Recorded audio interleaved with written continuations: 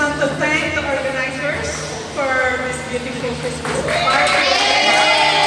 Grabe, mga efforts nyo, grabe. And I really want to honor Sister Anne. Not only this Christmas party, but having the ministry. Alam nyo, ang hirap kaya ng ministry na ito. Bakit?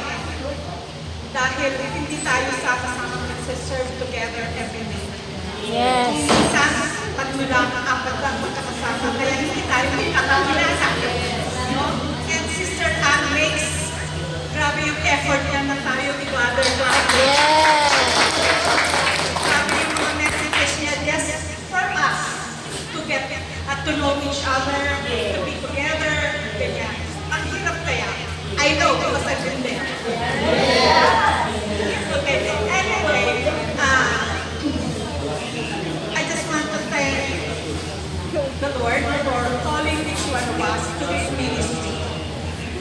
The feast is striving because of servants who are dedicated, just like you. The ministry is very important for the feast because the highest form of worship is the Mass. Right? And so, the ministry is a very significant ministry.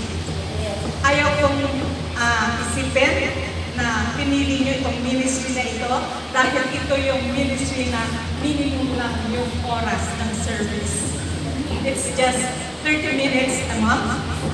I'm speaking for the lecturers. For the lay ministers, every week ay dyan sila.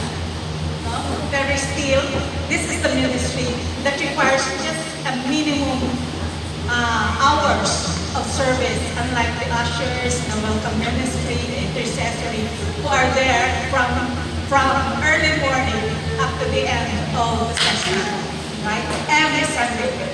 So, ayaw isipin na gano'n, kaya yung pinili. Gusto kong isipin dahil talagang gusto nyo mag-serve kay Lord in the very presence.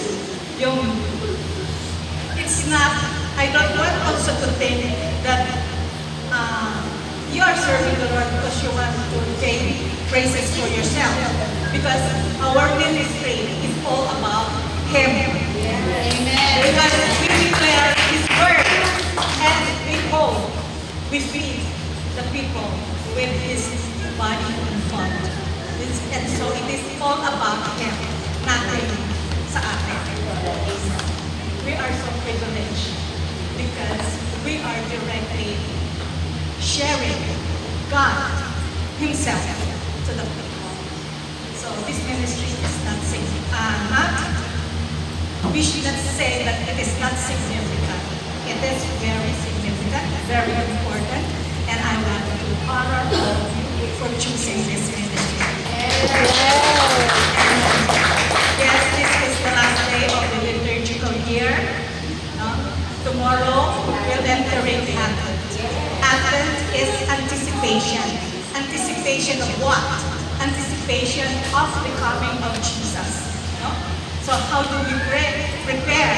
The world prepares, the world anticipates their bonuses. They anticipate the gifts that they will receive. But for us, we anticipate the coming of Jesus in our hearts, in our homes, in our families this Christmas. Huwag natin sabihin na, ay, ang Pasko, wala akong Pasko ngayon kasi wala akong bonus, kasi wala akong pera. No, Pasko ay Pasko kung ating tatanggapin ang ating Panginoon sa ating puso, sa ating pamilya. And as we prepare our hearts, may our hearts be full of love, which is the first Advent, Sunday of Advent, and joy, the second Sunday, and peace, and then we prepare for that. And I believe our Christmases will truly be happy, merry, and bright. Yeah.